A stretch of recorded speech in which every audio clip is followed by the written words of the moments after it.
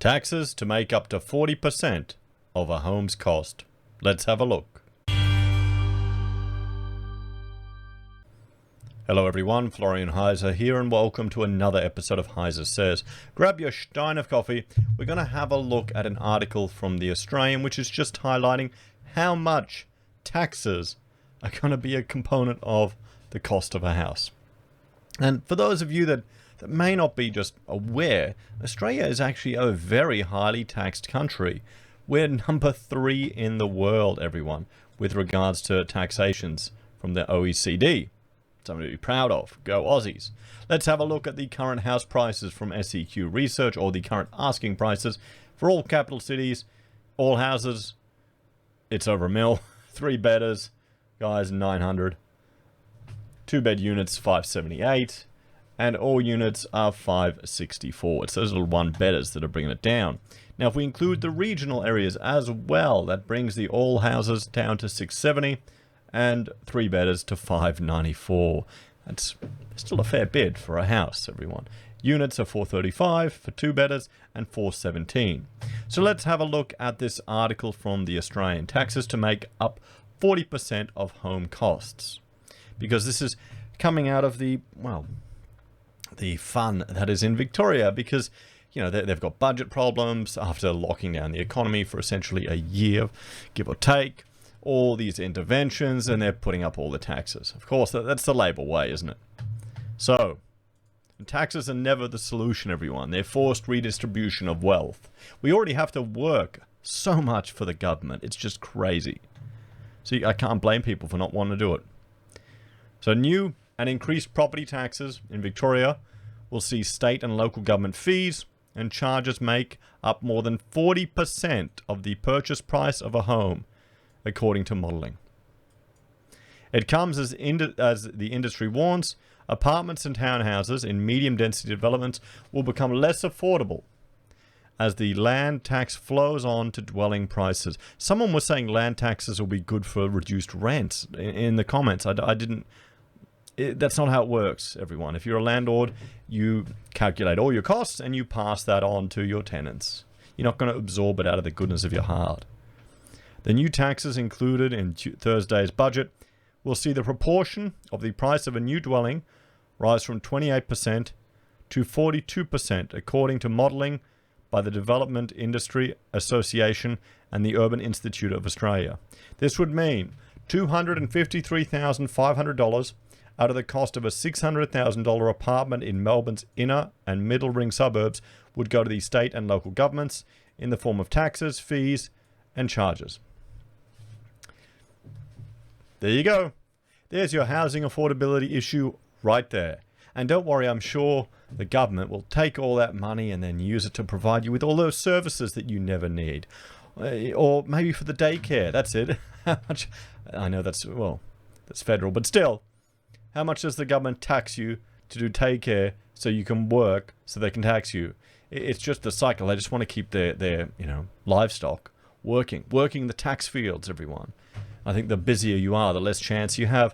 You'll probably be a more compliant population.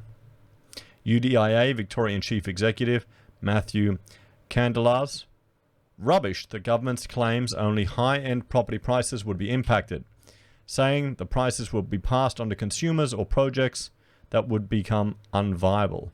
Pitching the tax hikes as only affecting premium property buyers is not true, he said. It never is. That's what the leftists do. They use the politics of jealousy and envy, everyone. Their economic incompetence has led to this mess. Well, actually, no. It was the necessity to intervene in the economy so drastically because of the failed strategies for mitigating the spread of this illness that was brought about by the quarantine system that depended on security staff which had racist policies in place to hire people to advantage certain groups.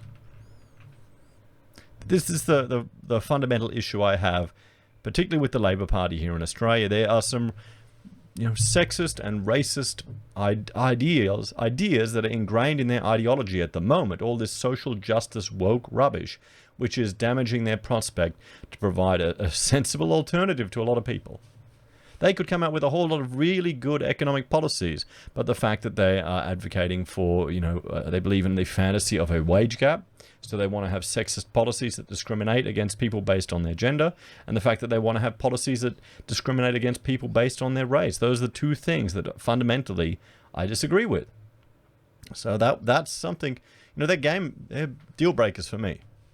I don't like sexists or racists. I'm just old-fashioned that way, I guess, That's what we were like when we were brought up in the 80s and 90s. Not like the woke kids these days. Back to the article. Many Victorians already pay a third of their home purchase price to the government, with the threat that this will rise. The Victorian Labor government at the weekend announced plans to lift stamp duty on property values at $2 million and above from 5.5% to 6.6%, adding $20,000 to the purchase or at the bottom end of that range, and impose a windfall gains tax on developers of up to 50%.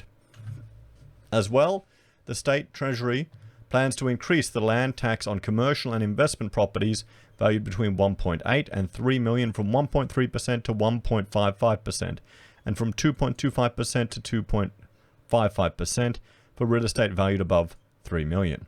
You know what would be good? If the government actually looked at some of their costs and programs that they could get rid of to reduce their costs so they don't need to increase the tax burden that they place on their citizens. Maybe that, Treasurer Tim Pallas on Wednesday defended the increases, of course he does, saying current discounts on stamp duty had not seen a reduction in property prices. The truth is, we are currently providing a 25% stamp duty cut on property purchases of existing built housing and a 50% cut for new housing, he said. But we have not seen in the last quarter a reduction in prices for a reduction in tax. So certainly, the converse case doesn't seem to give weight to the argument. The increase, raising $2.4 billion over the next 4 years, is part of Thursday's state budget. Well, here's the thing. Just because you reduce taxes doesn't mean the market's going to adjust instantly. But when you increase taxes, I would hazard a guess that the market will respond much quicker. They want to pass on the pain, not the rewards.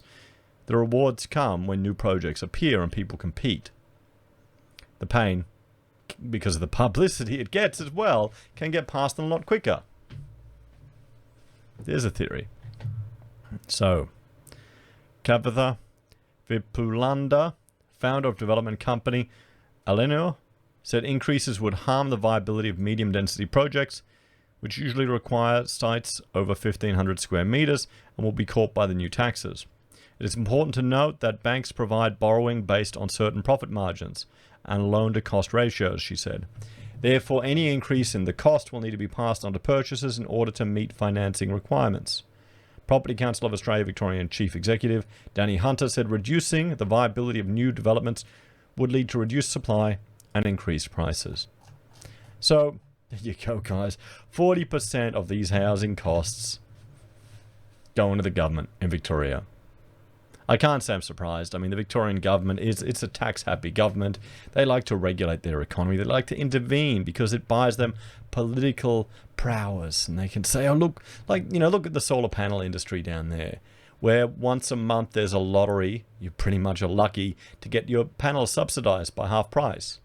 So no one is going to wait, they're going to wait a month. No one's going to just pay double for their panels if they don't want to, if they don't have to. They're going to wait a month to try and get the better deal. So the government intervening in the market in Victoria has put a cap on the number of installations there and screw that industry. There you go, guys. It's what happens. This is what happens. This is why we need to advocate for a reduction in the size of government. Growing them bigger and taxes and intervention is never the answer. It always has problems and unintended consequences, or consequences that are perfectly intended, but the politicians don't care because they're interested in securing their job and getting the best slice of resources for their constituents. They don't care about all of you. They only want to support their base. That's why I would advocate we need to look at reducing government, to getting it smaller. And some experimentation. I'm calling, again, for special economic regions. There needs to be a discussion around that. Perhaps we need to treat our states like that and compare and contrast what's working and what isn't working. We need to get off our property dependency here in Australia. But property is seen as Australian gold. It's what long-term people invest in. Can you see us ever getting off that? Well, there you go, guys. What do you reckon? 40% of your house purchase and property in Victoria. There you go. That's housing affordability issue right there. Anyway, guys, thanks for watching. Please like, share, and subscribe to the channel. Let me know your thoughts and opinions in the comments down below. If you're a fan and enjoy the content I create here, there are a few ways you can support us. You can join us on YouTube or Patreon. You can sign up for SelfWealth or Stake.